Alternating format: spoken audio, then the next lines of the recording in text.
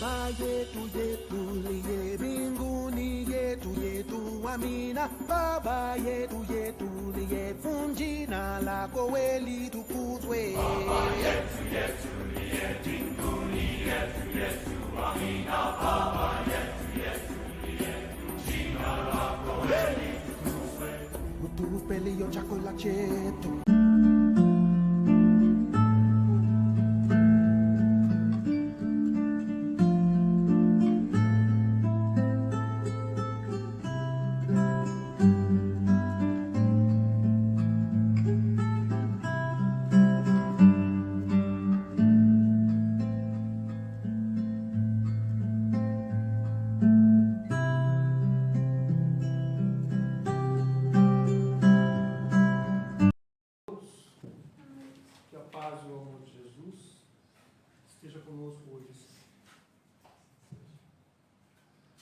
Nós vivemos cercados de pequenas coisas, pequenos detalhes, né, que nós muitas vezes não nos damos conta. A nossa vida é um pequeno detalhe, né, ela é feita de pequenos detalhes que nos passam ao longo do dia. Uma das coisas que eu nunca me esqueço é um dado momento da minha vida, que eu não vou saber precisar quando, que eu disse, estava eu, meu pai, minha mãe e minha irmã, e eu disse, eu só gosto de peito de frango. E aí meu pai disse, eu também só gostava de peito de frango, até tu nascer. Aí quando tu nasceu eu parei de comer peito de frango, parei de comer peito de frango. Então, são pequenas coisas, né, que formam quem nós somos. São pequenas coisas, né, que fazem a diferença no nosso dia e no dia do outro. Né? Um bom dia, muitas vezes, quando a gente acorda, ou está num momento atribulado, né, e a gente recebe um bom dia dado com vontade, né? Perguntar para alguém ou receber de algum dia que tu não é, como é que tu está? Né? O interesse do outro por a gente, ou o nosso interesse pelo outro, muitas vezes, é fundamental para aquele dia. E é uma coisa aparentemente boba. Né? Um obrigado. Não um obrigado por ter ganho alguma coisa. Quando a gente desce do ônibus, por exemplo, dizer para o motorista obrigado. Ah, mas ele está trabalhando, ele está recebendo, ele está fazendo a obrigação dele. Não importa. Não importa. Né? Um obrigado. É uma coisa simples, não custa nada. Né? Nem para ele, nem para a gente. Quando a gente recebe um obrigado, do nada assim. Né? Quando a gente dá um lugar no ônibus, por exemplo, quando a gente deixa a pessoa passar, eu digo obrigado. Né? É uma coisa, um detalhezinho, é uma coisinha de nada. Né? Se a gente parar para perceber, o mundo funciona por pequenos detalhes. São pequenos detalhes que mantêm tudo funcionando. Se a Terra tivesse alguns metros fora do lugar onde ela está exatamente, não teria vida na Terra. É um pequeno detalhe. A Terra tem, né, um tamanho imenso. Tem planetas maiores? Claro que tem. O universo é infinito. Né? Mas se ela tivesse um pouquinho mais para cá, um pouquinho mais para cá, não teria vida na Terra. Se ao invés de 70% de água, tivéssemos 90% de água, a gente, se existisse, não seria como somos. Se a Lua não tivesse exatamente onde está, o planeta provavelmente seria coberto de água, porque é a posição da Lua que faz com que as marés avancem ou se retraiam.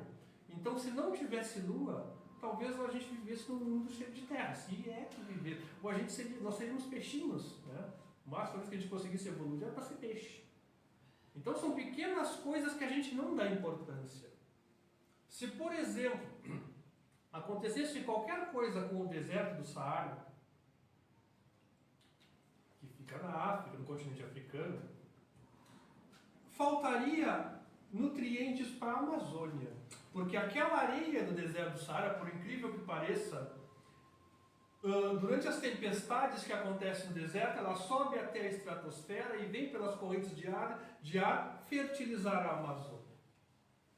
Então são pequenas coisas que vão se encaixando e formam o todo. Assim também é a nossa vida. E será que pensando nisso a gente faz tudo o que está no nosso alcance?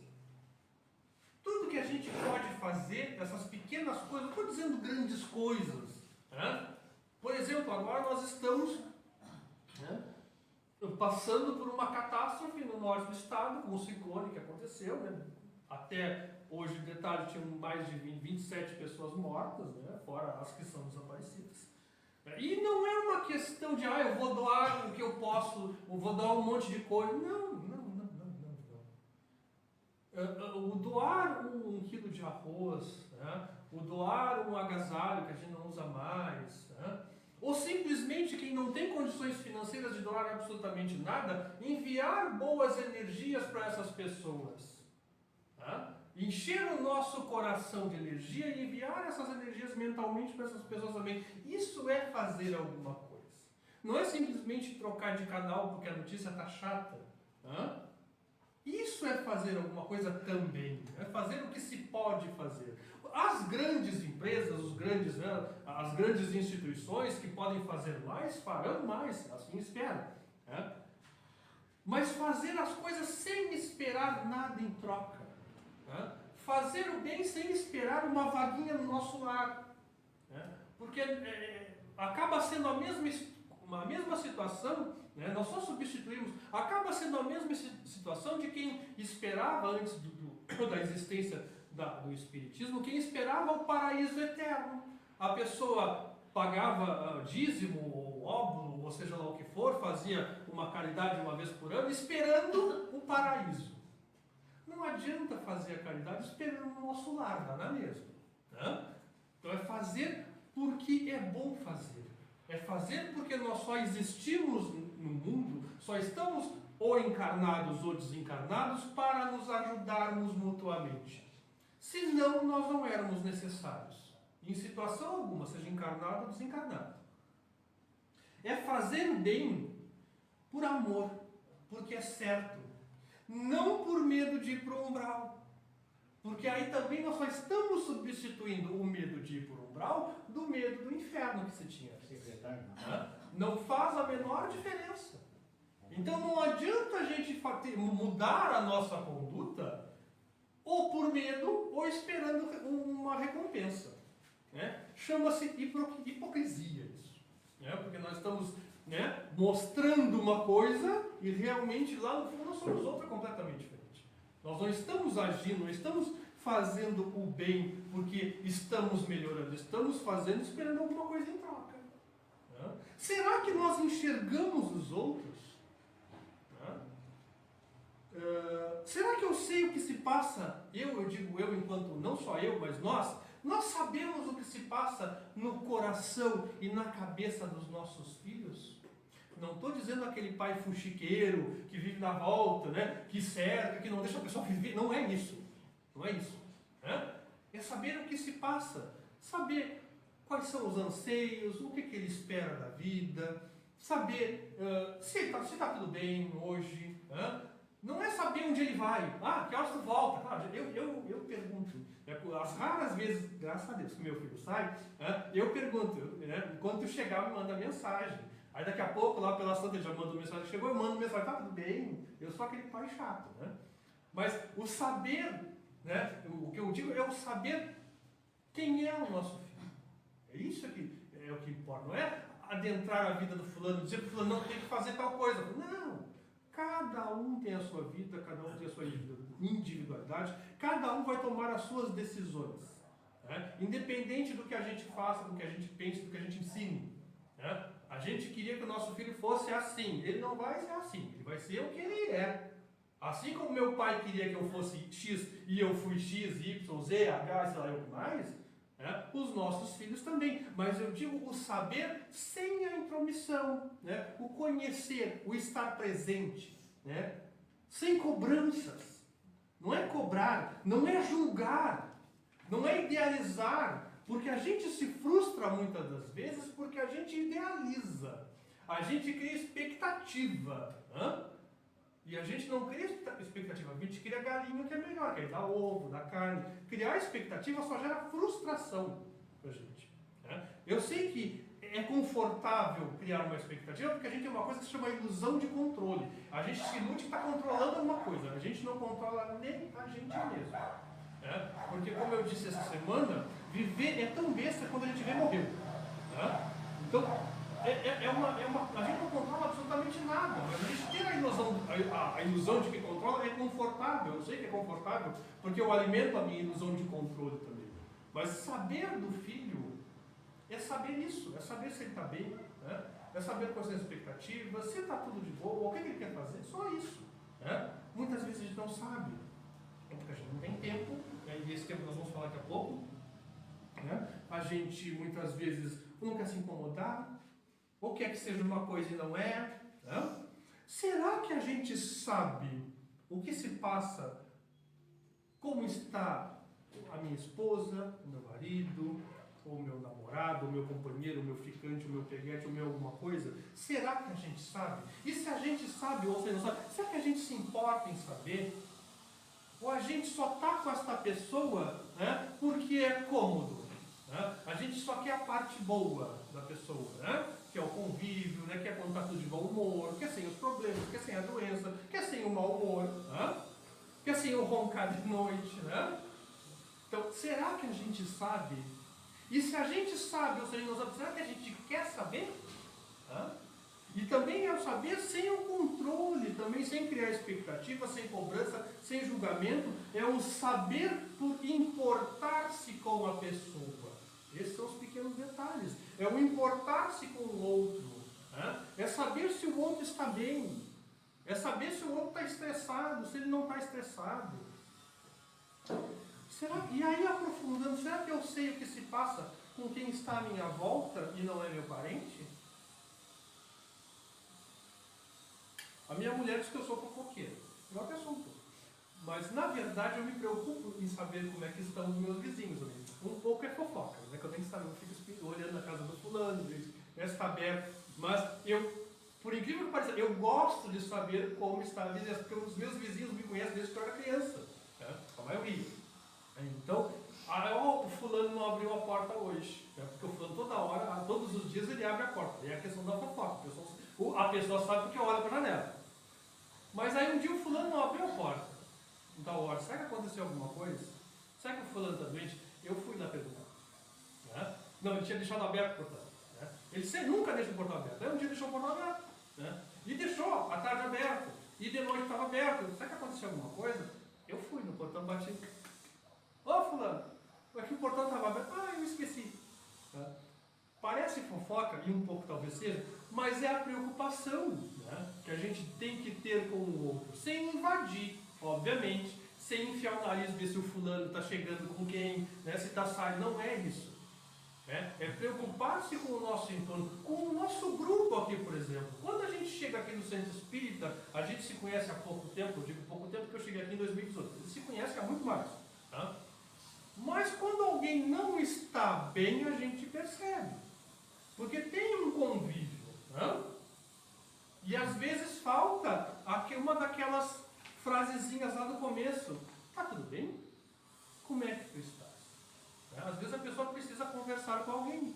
E não é conversar com alguém de casa, com um parente, é justamente com alguém que não tem esse vínculo. E às vezes a pessoa não precisa nem que tu diga nada, ela precisa que tu ouça só.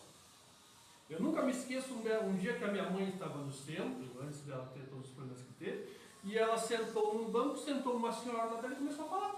Nunca tinha visto a senhora na vida e nem ela, a senhora e vice-versa. E a senhora falou, suspirou e saiu depois. Ela precisava ser ouvida. Só isso. Quantas vezes alguém só precisa ser ouvido e a gente não se percebe disso? Por quê que a gente não se percebe? Porque muitas vezes a gente está atribulado. Nós vivemos numa sociedade que é tudo para ontem. Nós vivemos numa sociedade em que nós não podemos ter tempo. Porque quando a gente tem tempo, a gente começa a pensar. E dependendo de que setores da sociedade estamos falando, pensar não é interessante. Porque se tu começa a pensar, tu começa a observar que tem coisas que não estão muito bem. Tu começa a observar que tem coisas que podem melhorar. Né? Será que nós temos consciência de tudo o que acontece à nossa volta? Eu não estou nem dizendo saber, porque saber a gente sabe. A gente vai ver na internet e sabe, a gente vê na TV. Eu digo consciência do que acontece. Será que nós temos consciência de tudo que o nosso país vem passando, de tudo que o mundo vem passando nesses últimos anos? E eu não estou nem me referindo só à pandemia. A pandemia A pandemia foi algo assim, inimaginável, que só tinha acontecido em 1850, se eu não me engano. A última pandemia foi de gripe espanhola em 1850, se eu não me engano, foi no início do século passado, agora não lembro as datas. Foi a última pandemia. E aí nós passamos por uma, estamos passando por outra. Então, nós já temos coisa para contar para os netos e para os bisnetos. Eu nem me refiro a isso, eu me refiro ao contexto do que acontece no mundo, o que acontece no nosso país nos últimos anos. Será que nós temos consciência de todos os riscos que nós passamos, de todas as coisas que nós vivemos, sobrevivemos e ainda está por vir? Será que nós temos consciência? Talvez não justamente por isso, porque nós não temos tempo de pensar, porque muitas vezes nós temos que sobreviver. Muitas vezes nós trabalhamos o dia inteiro, as pessoas não trabalham mais apenas 8 horas. Né? Quem pode trabalhar 6, né? Que bom, mas mesmo assim acaba trabalhando mais, porque aí chega em casa tem um monte de coisa para fazer em casa. E aí tem a preocupação com as contas, tem a preocupação que não dá para pagar tal coisa, que tem que esticar o mês, que tem que isso, tem que aquilo, e aí todo o resto do entorno, né? Todo o resto do que passa ao país, todo o resto do que acontece no mundo, fica num canto, porque não dá tempo. Né? E isso é importante também. Por quê? Porque é assim que a gente começa a pensar.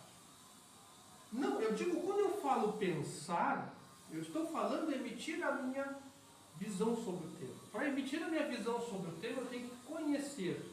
Para conhecer, eu tenho que estudar, ler, pesquisar, ir atrás. Não simplesmente repetir o que o fulano falou. Isso não é conhecer. Tá? E isso acontece em tudo. A pessoa que só repete, ela corre o risco de ser enganada. E pior, repetir aquele engano que ela cometeu. Tá? Sair espalhando esse mesmo engano. Isso aconteceu assim, a revirir. Tá? Desde terra plana, que eu achei que eu nunca fosse ver isso na vida, eu vi pessoas defendendo, dizendo que a terra era plana. Tá? Então, desde isso, que é o mais básico dos básicos, até os auges. Né? Então, por quê? Porque a pessoa, muitas vezes, ela não tem tempo. Ela não quer ter tempo. Ela está confortável naquela situação. Tá?